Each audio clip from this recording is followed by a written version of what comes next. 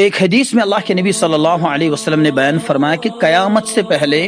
یعنی بہت سارے فتنے نمودار ہوں گے، بارشوں کی طرح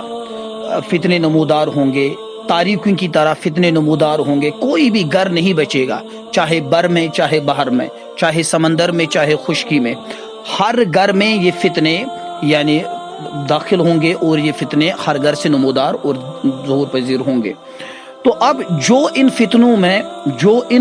میں اس فتنے کے دور میں جب ہر طرف مادیت چھائی ہوئی ہوگی، جب ہر طرف مٹیریلزم چھایا ہوا ہوگا، جب ہر طرف مختلف گمراہ نظریات چھائے ہوئے ہوں گے اور آپ کے ذہن پہ، آپ کے وجود پہ، آپ کی روحانیت پہ وہ یعنی حملے کر رہے ہوں گے، تو اس ٹائم پہ اپنے آپ کو اسلام کے ساتھ یعنی مربوط رکھنا اور استوار رکھنا، اپنے تعلقات کو اسلام کے ساتھ استوار کرنا، یہ سب سے بڑا کمال ہے۔ تو اسی لیے اللہ کے نبی نے ایک حدیث میں فرمایا کہ بدا الاسلام غریبا وسیعود کما بدا،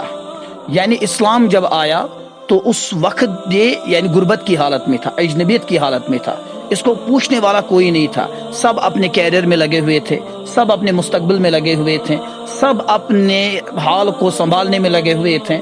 اور اسی طریقے سے آخر زمانے میں بھی ایسا ہی اسلام کے ساتھ ہوگا۔ اسلام کو کوئی بھی پوچھنے والا نہیں ہوگا کہ اسلام کا آخر کیا بنے گا، اسلام کی پریشانی کوئی اٹھانے والا نہیں ہوگا، اسلام کے لیے مصیبتیں اٹھانے والا کوئی بندہ بھی نہیں ہوگا۔ لیکن جو اس دور میں اسلام کے ساتھ اپنے تعلقات کو استوار کریں گے تو اللہ کے نبی نے فرمایا فطوبى للغرباء، تو ان غرباء کے لیے بشارت ہے، ان غرباء کے لیے بشارت ہے، ان غرباء کے لیے جنت ہے۔ بعض روایتوں میں آیا ہے کہ یہ جو طوبہ ہے یہ جنت کی ایک وادی ہے، یہ جنت کی ایک وادی ہے، تو لہذا ان کے لیے بشارت ہے جو ہماری سنتوں پہ چلنے والے، جو اسلام پہ چلنے والے، اسلام کے لیے گالیاں کھانے والے، اسلام کے لیے طعن و تشنیع یعنی دیکھنے والے، اسلام کے لیے جن کی کیریکٹر اسیسینیشن کی جائے، تو یہ بہت ہی خوش نصیب بندے ہوں گے۔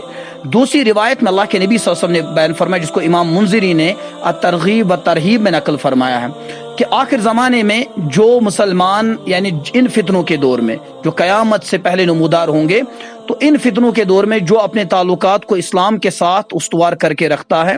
یعنی اپنی زندگی کو اسلام کے ساتھ مربوط رکھتا ہے، تو اللہ کے نبی نے فرمایا صلی اللہ علیہ وسلم اگر وہ ایک عمل بھی کرتا ہے نا تو اس کو اجر 50 ملے گا، یعنی 50 افراد اور اشخاص کے برابر اجر۔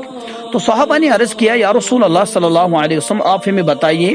کہ یہ اس دور کے 50 ہوں گے جن 50 کے برابر ان کو اجر ملے گا، یا ہمارے دور کے 50؟ تو سن لیجئے، اللہ کے نبی صلی اللہ علیہ وسلم نے فرمایا، دل تھام کر سن لیجئے، فرمایا کہ اجر 50 منکم، جو آپ میں سے 50 اشخاص ہوں گے، 50 افراد، 50 مسلمان، تو ان کے برابر اس دور کے ایک شخص کو اجر ہوگا کہ جو فتنوں کے دور میں یعنی اسلام پر چلنے والا ہوگا، فتنوں کے دور میں جو اسلام پر گامزن رہے گا، فتنوں کے دور میں جو اسلام کے حوالے سے استقامت پکڑے گا۔